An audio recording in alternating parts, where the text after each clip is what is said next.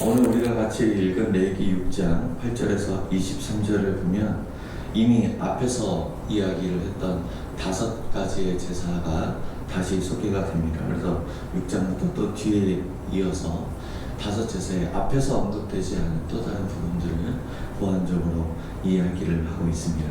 오늘 본문에서는 번제와 소제에 대해서 이야기를 하는데, 일단 첫 번째로 번제는 제물의 모든 부분을 태워서 하나님께 향기로운 냄새로 제물로 드려졌다는 것을 우리가 기억합니다. 오늘날 우리가 번제나 소제나 다른 제사를 드리지 않습니다. 하지만 이 번제를 통해서 이 제물이 온전히 태워져서 하나님께 향기로운 냄새가 되게 했던 것처럼 우리들의 삶 역시 하나님 앞에 거룩한 산 제물로서 우리들의 삶의 모든 영역이 하나님 앞에 향기로운 제물로 드려져야 마땅할 것입니다. 그리고 또 소제와 관련해서 18절에 보니까 이를 만지는 자마다 거룩하리라 라고 했는데, 드려진 제물에 이렇게 손을 댔을 때 그 거룩함이 전염되는가, 그것을 이야기하는 것이 아니라 그 제물에 먹기에 합당한 거룩한 자가 그것을 먹어야 된다는, 그 제물에 참여하는 그 자격에 대해서 이야기하는 것으로 우리가 이해하면 될 것 같습니다.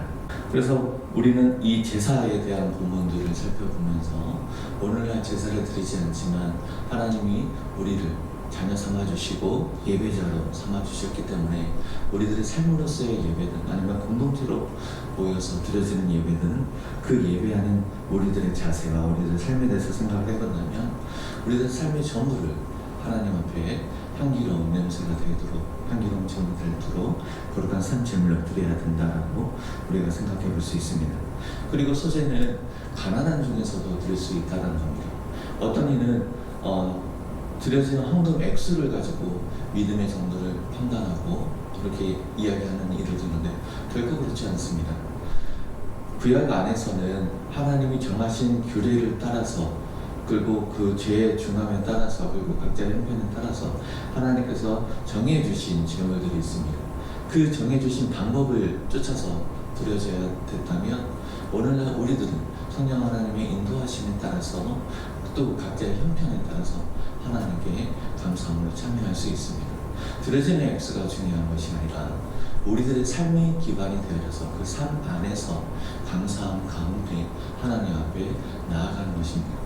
헌금의 액수를 가지고 우리가 무언가를 비교하고 판단하는 것은 결코 옳지 않습니다.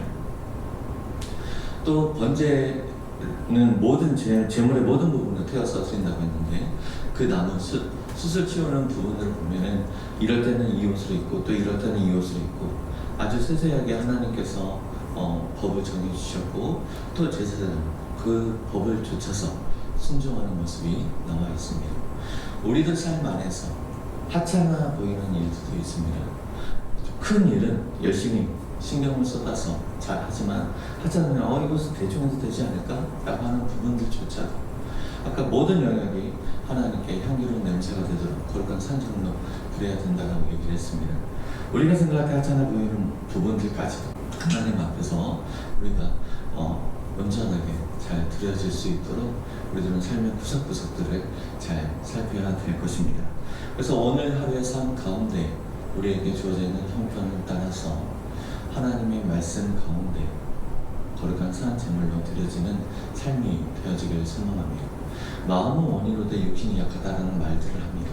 성경에 그렇게 기록되어져 있지만 우리들의 삶의 형편 안에서 때로는 익숙함으로 인해서 움직이지 않고 익숙함으로 인해서 더 나아가지 않는 부분들도 분명히 있습니다.